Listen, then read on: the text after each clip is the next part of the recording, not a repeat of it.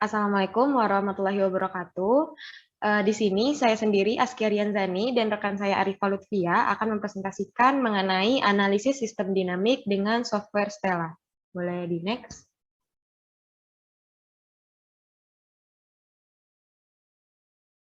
Apa itu sistem dinamik? Sistem dinamik ini merupakan suatu ilmu untuk memahami bagaimana sesuatu berubah terhadap waktu. Sistem ini juga merupakan suatu model pemecahan masalah-masalah kompleks yang timbul karena adanya kecenderungan sebab akibat dari berbagai macam variabel di dalam sistem.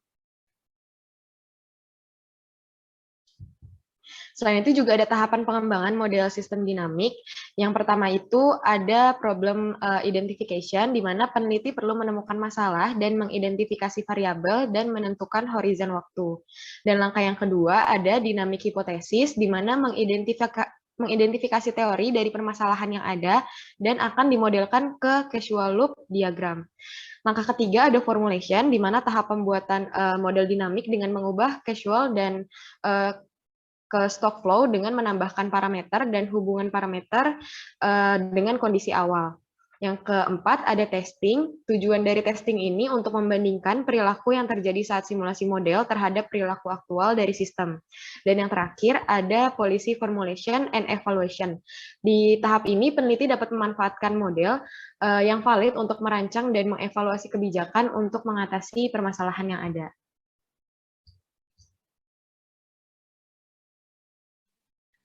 Selanjutnya, apa itu causal loop diagram?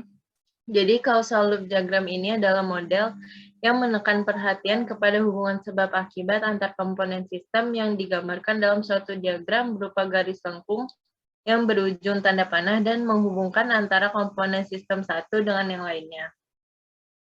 Lalu selanjutnya itu ada stock flow diagram. Stock flow diagram ini dibuat setelah kita membuat causal loop diagram.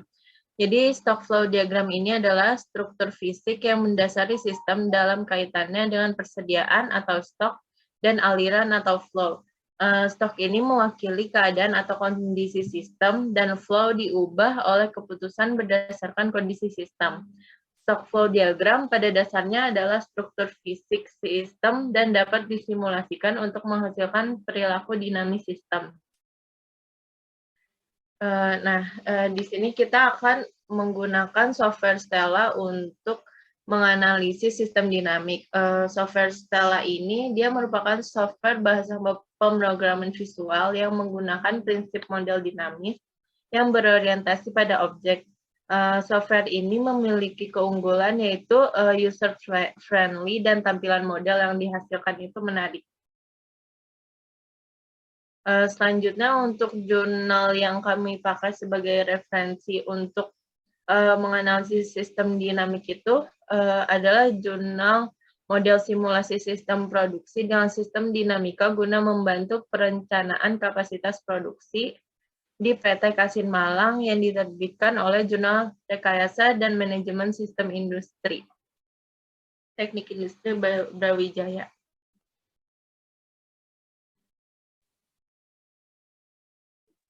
Nah, berikut ada sedikit gambaran umum mengenai perusahaan yang kami ambil sebagai studi kasus dari jurnal yang sudah disebutkan tadi, yaitu PT Kasin Malang yang merupakan perusahaan di bidang industri kulit dengan produk yang dihasilkan dari PT Kasin ini sendiri, antara lain kulit jenis nabati jenis box dan sol. PT Kasin ini juga menerapkan produksi make to order. Dengan kemampuan yang dimiliki, perusahaan tidak setiap bulannya dapat memenuhi permintaan pelanggan dan kemudian menghasilkan order backlog yang dimana tidak terpenuhinya permintaan konsumen. Nah, dengan simulasi sistem dinamik ini, PT Kasim dapat membuat model sistem produksi untuk mengetahui hubungan dan nilai variabel di dalam produksi, serta dijadikan pendukung perencanaan proses produksi yang efektif dan efisien untuk memenuhi keinginan konsumen.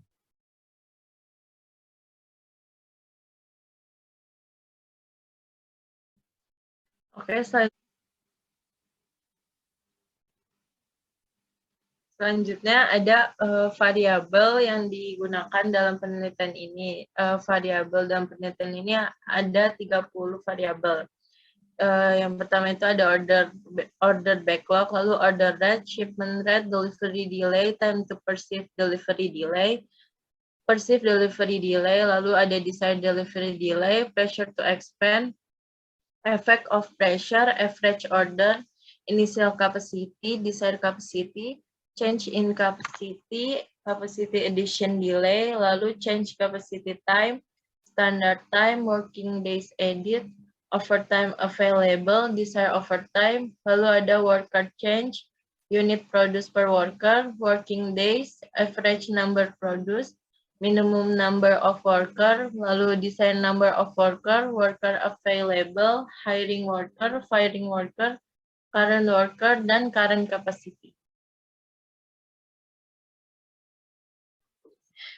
Baik, selanjutnya ini merupakan tutorial dari penggunaan software Stella, di mana yang pertama-tama kita akan membuat casual loop diagram. Di sini kita bisa mengklik edit untuk penyetelan tampilan seperti yang ada di jurnal. Pertama klik edit, lalu pilih new model default. Habis itu bisa ke bawah, di scroll ke bawah di bagian yang diagram ini.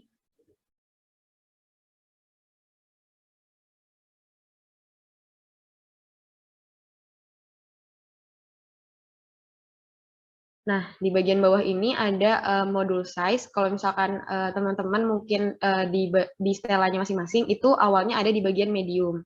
Nah, kita ubah ke name only, habis itu klik OK. Nah, selanjutnya di sini itu ada dua icon utama di casual loop itu, ada modul, dan selanjutnya ada konektor. Di bagian modul ini kita klik yang di bentuknya kotak.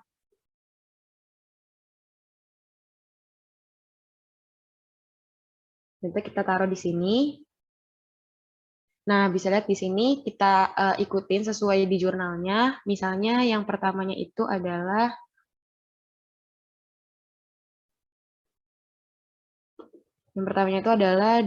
delivery delay.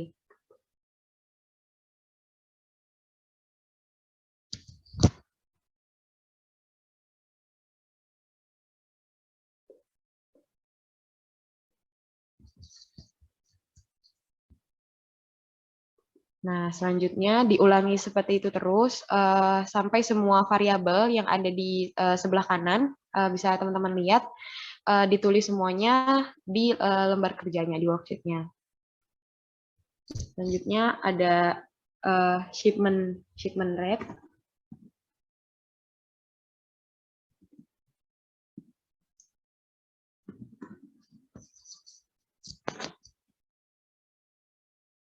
Ini bisa di-move, tinggal diklik 2 kali dan di-drag ke tempat yang mau dipindahin. Terus dibuat lagi modulnya. Sekarang yang order backlog.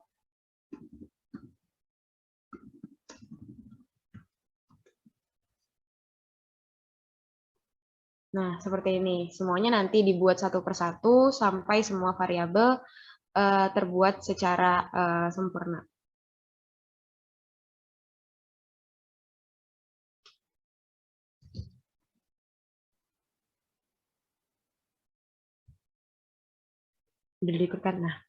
Nah, baik, ini adalah keseluruhan variabel yang sudah dimasukkan ke worksheet. Totalnya ada 30 variabel, yang dimana variabel-variabel tersebut sudah disebutkan pada slide sebelumnya yang sudah ditampilkan.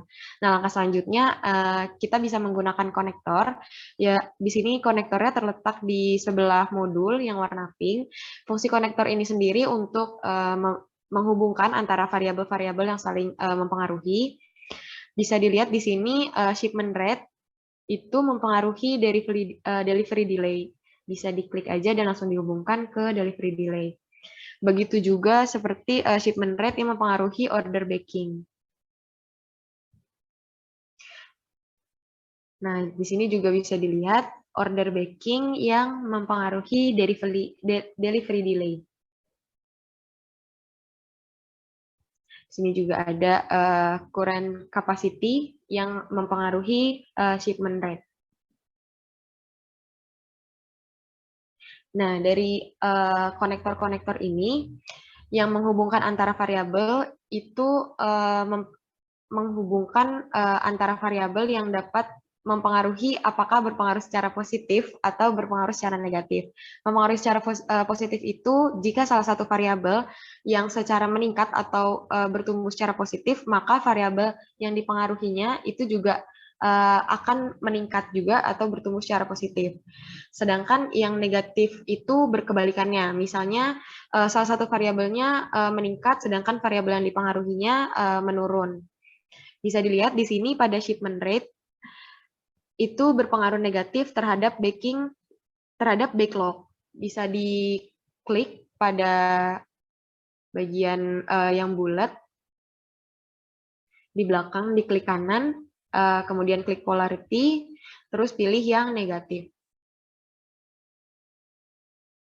Nah, selanjutnya bisa kita lihat di shipment rate ini berpengaruh negatif terhadap delivery delay. Klik kanan, selanjutnya polarity, lalu klik yang negatif. Selanjutnya ada di order backing juga berpengaruh secara positif terhadap delivery delay. Selanjutnya ada current capacity di sini yang berpengaruh secara positif terhadap shipment rate. Terus bisa juga dilihat di shipment rate itu dia berpengaruh negatif terhadap order backlog.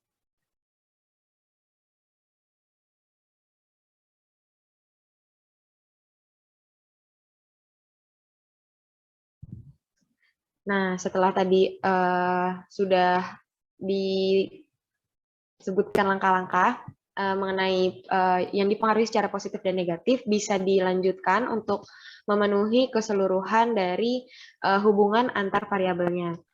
Nah, di sini ada time to perceived delivery delay yang mempengaruhi perceived delivery delay. Selanjutnya ada perceived delivery delay yang mempengaruhi pressure to expand capacity. Selanjutnya juga ada desired delivery delay yang mempengaruhi pressure to expand capacity. Lalu selanjutnya ada pressure to expand capacity yang mempengaruhi effect of pressure.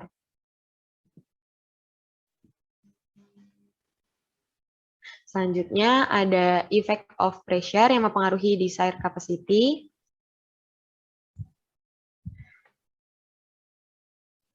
Lalu selanjutnya ada order rate yang mempengaruhi order backlog. Selanjutnya ada order rate yang mempengaruhi average order. Selanjutnya ada average order yang mempengaruhi desired capacity.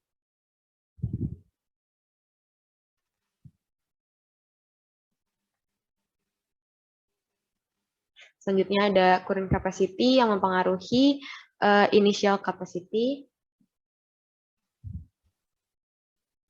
Selanjutnya ada initial capacity yang mempengaruhi change in capacity. Selanjutnya desired capacity ini mempengaruhi change in capacity.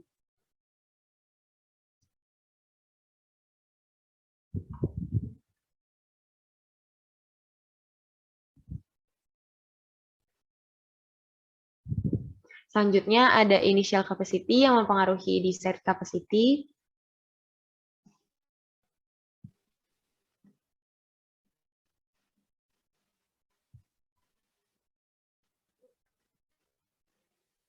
Selanjutnya ada capacity addition delay yang mempengaruhi change in capacity.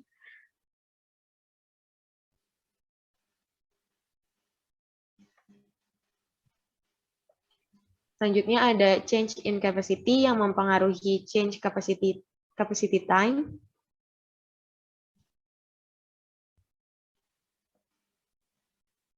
Selanjutnya ada standard time yang mempengaruhi change capacity time.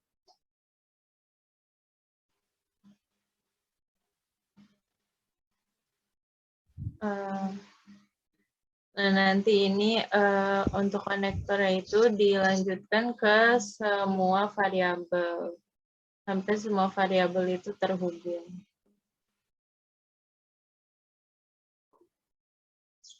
Baik, selanjutnya ini merupakan keseluruhan variabel yang sudah digunakan konektornya dan juga sudah diketahui hubungan antar variabelnya, apakah antar satu variabel dengan yang lainnya itu berpengaruh secara positif atau secara negatif.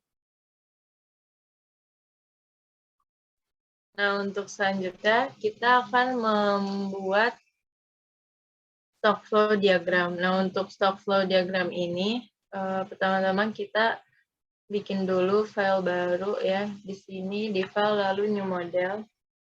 Nanti akan terbuka sheet baru.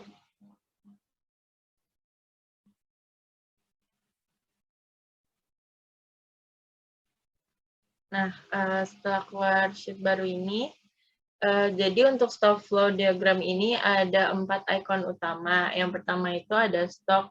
Nah, stok ini dia itu merupakan nilai yang terakumulasi dalam waktu tertentu dari jalannya setiap proses dalam model.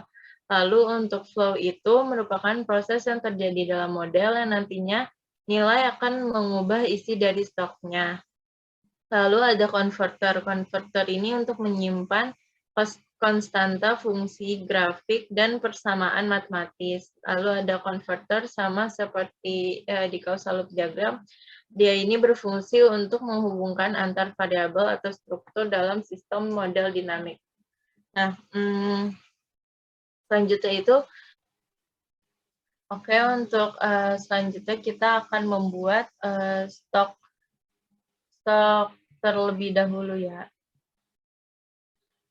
Jadi di sini stok yang pertama itu ada order backlog. Order backlog ini dia mempunyai input itu berupa order rate yang berupa flow. Lalu dia mempunyai outputnya yaitu shipment rate.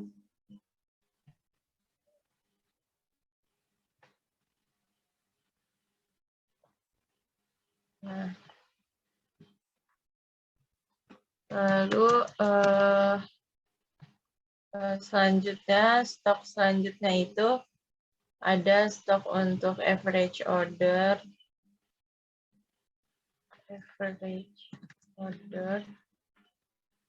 Lalu ada stok untuk current capacity.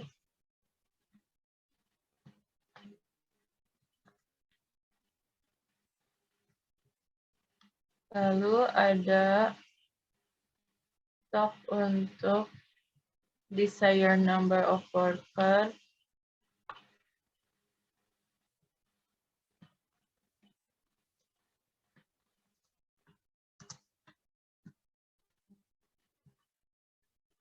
Nah, design number of worker ini dia mempunyai input proses dari minimum change worker.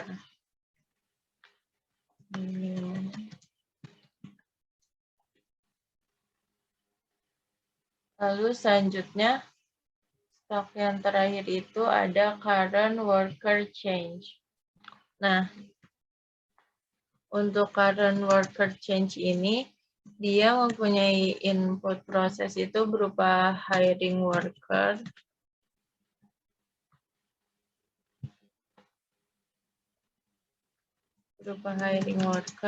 Dan output prosesnya ini berupa firing worker.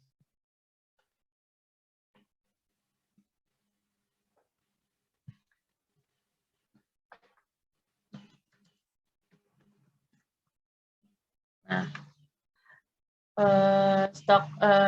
stoknya itu udah dibuat semua.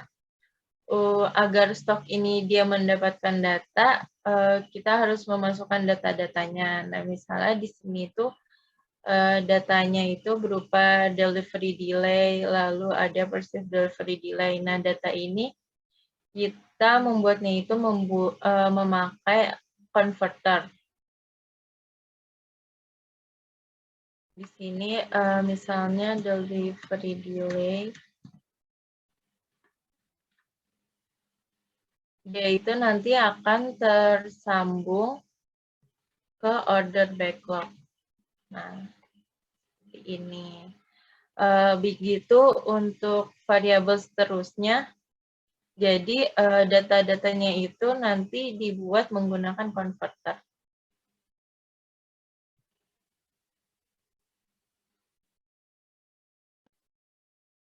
Oke, selanjutnya di sini kami telah membuat stock flow diagram untuk semua variabel.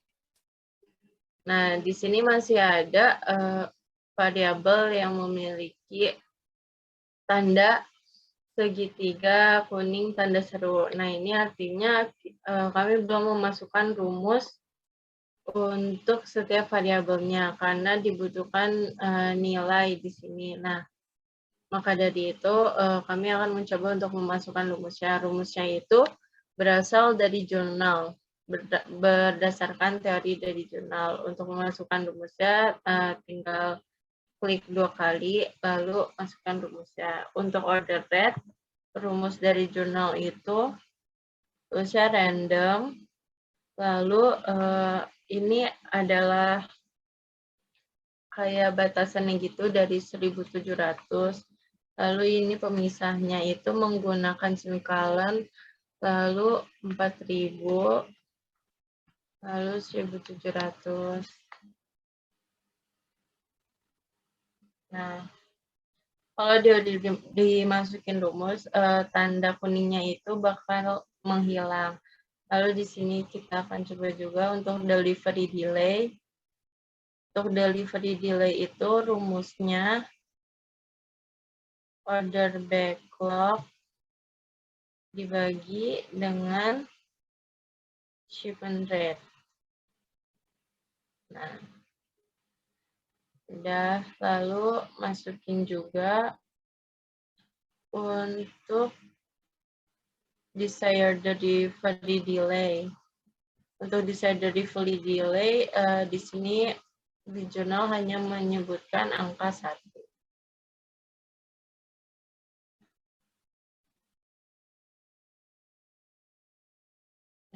Lalu kita coba lagi yang lain untuk initial capacity itu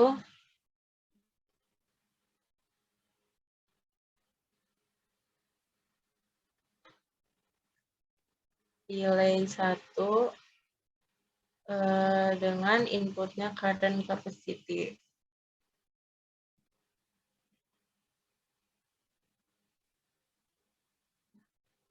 Current capacity lalu dikasih month.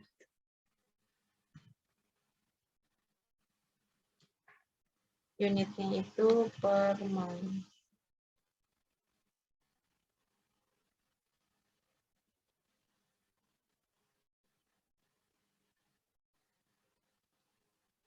Nah, untuk semuanya nanti akan dimasukkan rumusnya lebih lanjut.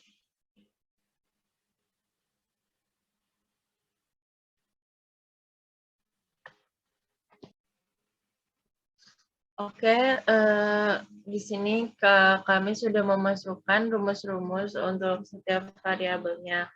Nah, untuk interpretasi dari data-data yang sudah dimasukkan ini, kita bisa menggunakan grafik dan tabel. Bentuk interpretasinya dalam bentuk grafik dan tabel.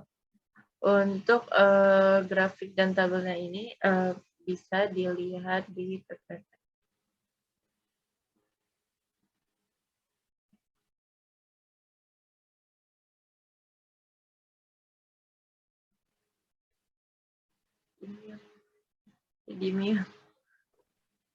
Baik, berikut merupakan interpretasi dari data yang sudah kami olah melalui stock flow diagram. Yang pertama itu ada order backlog, di mana pada periode awal order backlog ini memiliki nilai yang tinggi dan cenderung naik hingga mencapai 2.644 unit pada periode ke-9.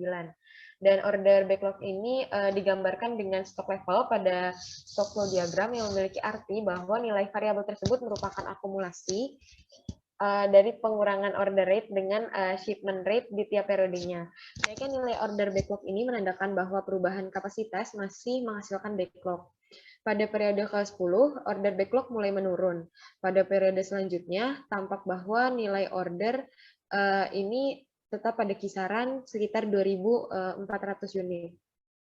Jadi penambahan kapasitas produksi ini dapat membuat backlog pada perusahaan menurun sehingga tingkat order backlog ini semakin menurun, semakin lama membentuk garis lurus dan perusahaan dapat memenuhi permintaan pelanggan. Lalu selanjutnya ada current capacity, di mana pada waktu 24 bulan simulasi, nilai variabel current capacity ini mengalami kenaikan mulai dari 2.000 unit hingga 3.708 unit. Nah, nilai current capacity ini memiliki kenaikan setiap bulannya. Dan pada periode 1 hingga 10, current capacity berada di kisaran 2.000 unit.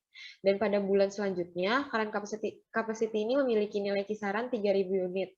Dan rata-rata kenaikan dari current capacity adalah sebesar 69.375 unit tiap bulannya dengan kenaikan terbesar pada periode keempat sebesar 169 unit dan terkecil sebesar pada 25 unit karena mengalami penurunan.